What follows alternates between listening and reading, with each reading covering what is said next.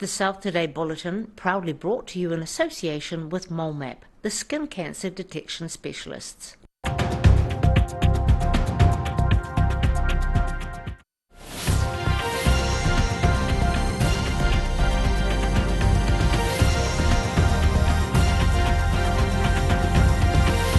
Tonight on the South Today, Kainga Ora opens a new accommodation complex in Christchurch, creating an affordable housing solution.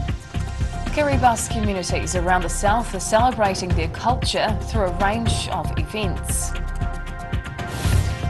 And after years of uncertainty, a former railway building in Kaiapoi has a new home.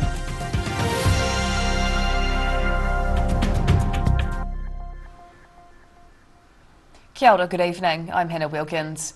Kainga Ora is opening a new accommodation complex in the Christchurch suburb of Bulletin, fitting 20 public housing units into the building.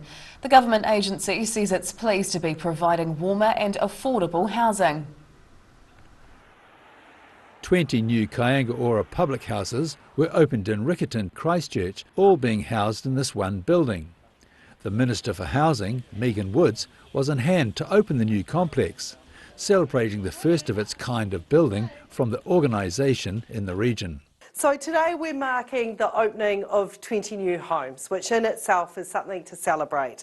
But this is the opening of the first high-density, full universal design complex built by Kainga Ora in Christchurch, and I think that's a pretty special achievement. The housing has been designed so it's more livable for the entire population.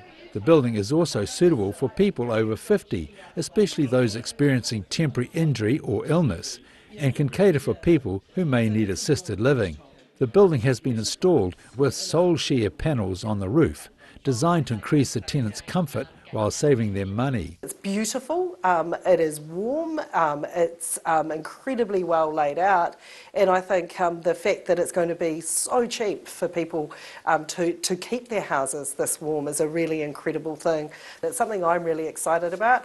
I always love it when I get to bring together my housing and energy portfolios. Kainga Ora have delivered around 865 public homes in Christchurch over the past 5 years, hoping to produce another 1,100 across the city by 2025. Placements for the one-bedroom apartments are currently underway, with people starting to move into the new units from mid-July. In Christchurch, the South Today. Patient services laboratories across the South Island began a staggered 2-day strike, with workers saying they feel unappreciated. The industrial action included employees from Invercargill's Awanui labs, along with their colleagues in Dunedin. They're protesting being underpaid, saying it takes specialised qualifications to do the jobs, including taking blood and processing lab tests. Many staff say they're feeling upset and undervalued, with some earning not much more than the minimum wage. The Apex union is pushing for a 23.5% wage increase to match other health sector pay levels. Industrial action continues tomorrow with another group of lab workers, with further strike action planned if negotiations aren't successful. This week is officially Kiribati Language Week, with communities around the South Island coming together to celebrate their culture. In Southland, residents are holding a week full of events, including a colourful food festival at lunchtime today. Family, fun and colour, as Invercargill's Kiribati community came together, sharing traditional food and games at ILT Stadium Southland. The Wednesday event was part of a 6-day celebration for Kiribati Language Week. It's all about celebrating the Kiribati culture, traditions and language. So we're trying to speak our language during this week to help our younger generation know who they are and who their history comes from. There was a good range of traditional food on offer, including a raw fish and coconut milk dish called te ora ora and te tōnati, donuts. Te Weti says at around 200 strong, the Kiribati community in Southland is small but proud. We feel very honoured and blessed to be in New Zealand, but we also recognise that it's also important to maintain our identity as Pacific Islanders and most importantly where we're from. The events are aimed at strengthening that identity within the Kiribati community but are also open for everyone to enjoy and learn more about their unique traditions and culture. The week continues with a dance workshop and a Kiribati youth drama, before the main event on Saturday featuring traditional dancing, singing and more delicious food.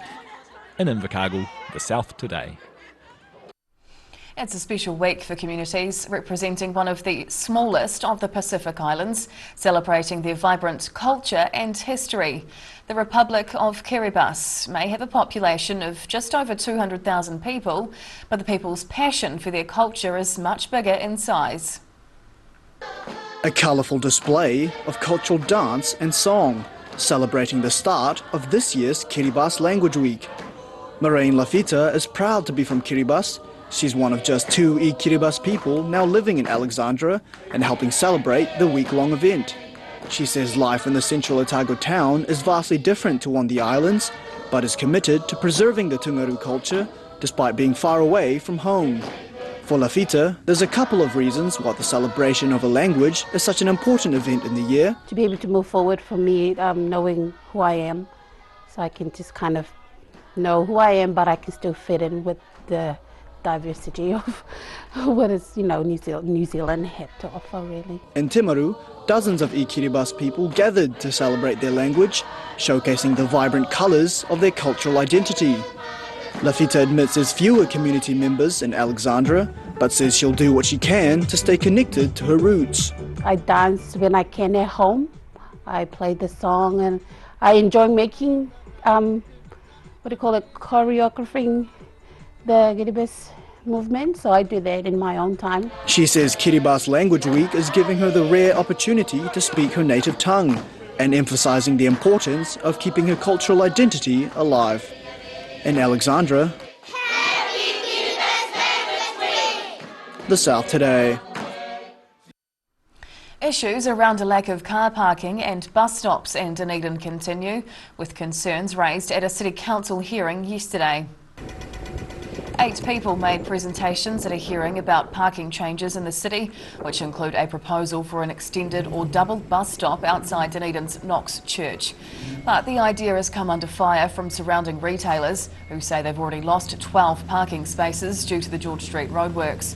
Businesses are also concerned about people's ability to turn left onto the block from Pitt Street if there was an extended bus stop blocking the church. Council staff believe a double bus stop would ease congestion pressure through the city centre, but retailers want the proposed stop moved to Albany Street instead.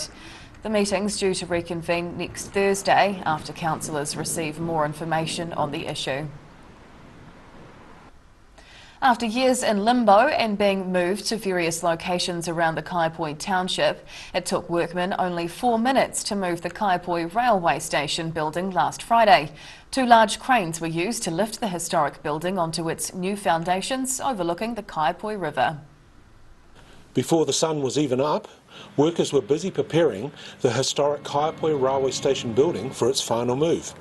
The structure spent the last 13 years living in limbo alongside the Kaiapoi River. This was the 4th and final move for the 119-year-old wooden building since before and after the devastation caused by the 2010 Kaiapoi earthquake. Workers needed to call in the assistance of a second crane to assist with the move, which otherwise was successful. Waimakariri Deputy Mayor Neville Atkinson says that the redevelopment's been a 15-year project. I'm ecstatic about this. It's wonderful to see that it's going to go to its final resting place, and its final resting place is in the right spot. Transport with transport. Boats were the life of this town once, trains were the second life of this town, and here the marriage sits on the riverbanks of Kaiapoi, and how could you wish for any better?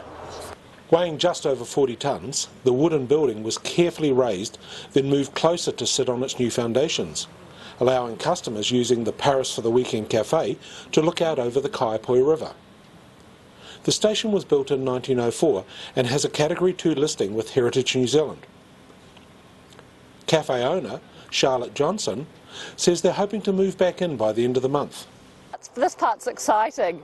Yeah, can't wait. I just hope it all goes smoothly. Now the station move is complete, workers planned on reconfiguring the car park, along with the tidy up of the pathway connecting Charles Street to the toilets and onto Morgan Williams Reserve. In Kaiapoi, the South Today. Whai Akane, still to come on the South today. The Swiss football team touched down in Dunedin ahead of the FIFA Women's World Cup, and Cantabrians with a need for speed who are nailing the iconic Rubik's Cube.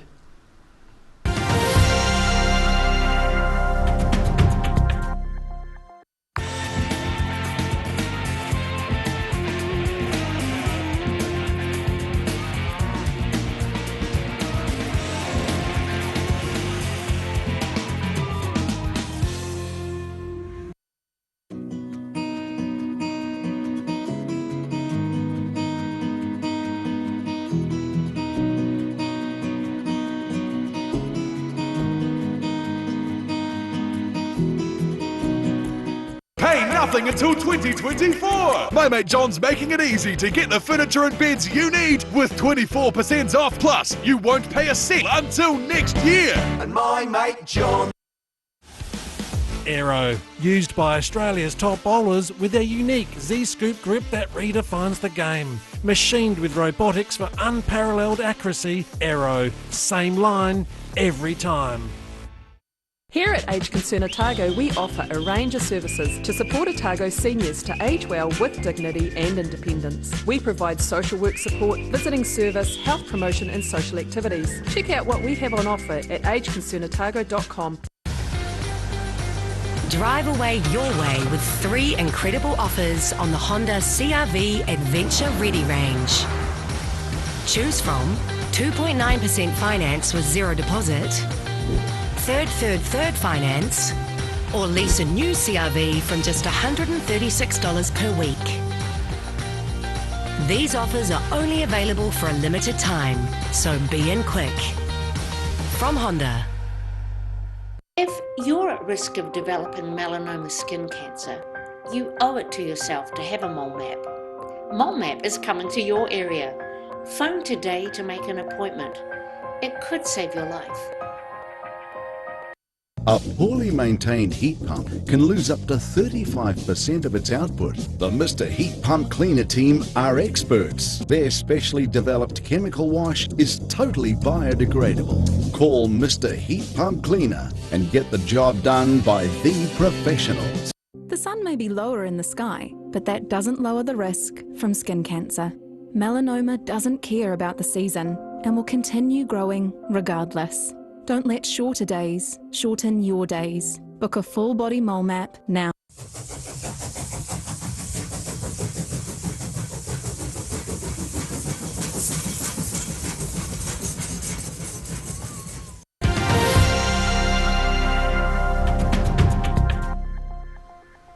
Tēnā koe, welcome back. The Swiss football team have touched down in Dunedin as the FIFA Women's World Cup prepares for kick-off. After flying more than 30 hours, the team arrived in Dunedin late on Tuesday. It's the city Switzerland football chose as their home base for the duration of the tournament. While the players were tired from their long journey, they say they're super pumped to get the World Cup competition underway. The Switzerland women's football team will be using Tahuna Park as their training ground in the city. Contractors have been upgrading the turf and grandstand, installing new lights, refurbishing the changing rooms and refreshing the pitch outlines on the field. Excitement is building in Switzerland for the start of the tournament, with the women's team set to play their first match against the Philippines next Friday night. In Dunedin, the South today. Many people might have an old Rubik's Cube in their cupboards. The classic puzzle toy can keep you entertained or frustrated for hours. But in Christchurch, some experts have been solving the colourful cubes in just 10 seconds. Speed cubing. It sounds like something you'd do in a kitchen. But it's actually all about manipulating a classic Rubik's Cube at speeds that defy imagination. Christchurch recently played host to the South Island Speed Cubing Championships, drawing a large crowd of contestants and supporters. Dwayne Ramos helped organise the event, but also got to compete. I used to spend like 3 to 4 hours every day, which is, it's kind of weird to say because when you're actually cubing, time flies really fast, so you don't really notice it. There's a range of grades to choose from. Each grade has 5 heats, with the fastest average speed cuber winning the contest in that grade. the pressure doesn't really come from other people. It's mostly from you, and you know, that kind of pressure is really intense. Contestants receive a scrambled Rubik's Cube. They then have 15 seconds to study it and determine how to solve it, finding a route to solving the puzzle in the shortest possible time. The clock starts when their hands leave a starting pad, with the clock stopping again once they've solved the puzzle and returned their hands to the pad. Auckland's Richard Teo won the 3x3x3 Rubik's Cube contest in an average time of 7.24 seconds. I kind of proved that in this competition setting today, on the same scrambles as everyone else, I got the fastest time of 5 solves, and then I got the fastest average. So I think that ranks me like 4th or 5th in New Zealand for the 3x3 average of 5 solves. There's a bit of time to refine those skills, with the best of the bunch set to compete at the National Speed Cubing Champs in Lower Hutt this December. In Christchurch, the South Today. And now recapping tonight's top stories on the South Today. Kainga Ora have opened a new housing complex in Christchurch, offering an affordable housing solution. Cultural celebrations are being held around the South Island to mark Kiribati Language Week. And workers have completed a remarkable relocation of the former Kaiapoi Railway Station using 2 cranes to shift the historic building. And now a look at what's happening in tomorrow's ODT. We welcome Associate Editor Mike Houlihan. Hello Mike. Evening Hannah. What can we expect in tomorrow's paper? Well, we've got extensive coverage of a successful capital raising launch by locally founded company Otago. Oh yes. They've got several $1 million to play with now. That could be some quite market expansion for the company in Dunedin, fingers crossed. Great, yeah. So hopefully a boost for the economy there. We've also got coverage of a community event out in Mosgiel this evening for the family that were attacked, a former Syrian refugee family who were attacked out there last week. The community's rallying around and showing their support. Oh, that's lovely. Yes. And we've also got an assessment of Parliamentary Select Committee report on the future of commuter rail and what it might mean or might not mean for the South Island. Okay, interesting. Oh, thank you for sharing. Anything else you want to share tonight? We've also got keeping an eye on Holly Robinson, our local Paralympian, who's competing for a world title sometime this evening. Oh, good on her. Go you good thing. Indeed. Thank you for sharing, Mike. Thank you. Time now for a look at the weather. The South Today weather, proudly brought to you by MoleMap, the skin cancer detection specialists. Looking at the situation, cold, strong southwesterly airflow continues over the region and will remain through the long Matariki weekend.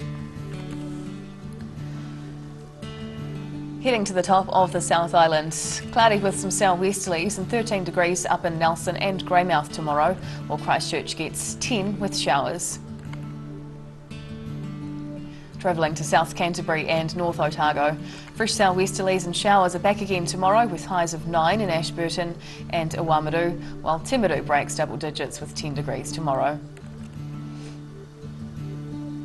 Heading westwards to the Central Lakes, quite windy with gusty southwesterlies and some cloud here tomorrow with 6 degrees apiece in Queenstown, Wanaka and Alexandra. Heading further south, strong southwesterlies with showers tonight and highs of 7 in Balclutha and Gore and up to 9 degrees in the Catlins. And across to Invercargill, showers with a low of 4 overnight. Now the next 2 days are windy with strong west to southwest winds and scattered light showers with highs of 8 or 9 degrees. And finally heading to Dunedin, windy and wet with 5 overnight tonight. Thursday is cloudy with showers and fresh southwesterlies with a high of 9. And Friday is officially Matariki, so a public holiday, and it's looking a bit wet with showers, then late winds picking up to gale force on exposed coasts with 9 as the high. And that's the news this Wednesday. For the latest news and videos from the southern region, head online to odt.co.nz. You can follow Channel 39 on YouTube to catch our news bulletins on demand. We're also on Facebook. Just search for the South Today NZ to see our favourite stories from around the regions.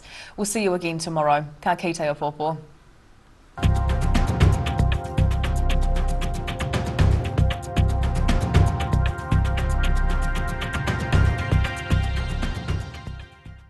Public interest journalism funded through New Zealand On Air.